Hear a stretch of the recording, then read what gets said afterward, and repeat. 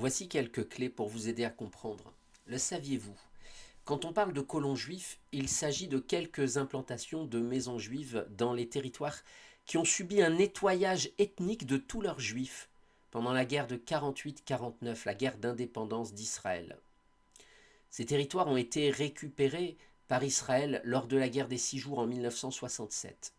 Le terme Cisjordanie désigne la bande de terre conquise par la Jordanie lors de cette guerre et qui en vérité se nomme Judée-Samarie. Vous savez, Judée comme juif, c'est le berceau historique de la terre sainte d'Israël. Cette partie a été conquise pendant la guerre des 6 jours, ou plutôt récupérée. Et depuis, chaque fois qu'un juif veut retourner sur la terre d'où il a été chassé, il est taxé de colon.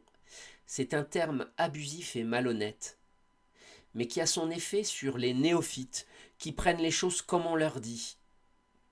En revanche, le terme palestinien ne désigne les Arabes de la région que depuis la guerre des 6 jours en 1967, dans une stratégie de se donner artificiellement une légitimité. Après que les Arabes ont compris qu'ils ne vaincraient jamais Israël par la force uniquement, mais qu'ils auraient besoin de la communauté internationale pour parvenir à leur fin.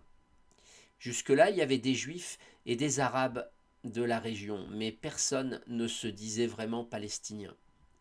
Vous trouverez aussi des drapeaux de Palestine de 1930 avec une grosse étoile de David dessus.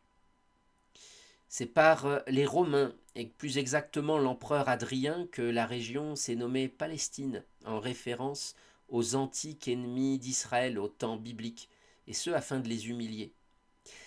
Il y a donc une véritable guerre de l'information pour tronquer votre discernement et vous pousser à avoir des prises de position euh, complètement déconnectées de la réalité.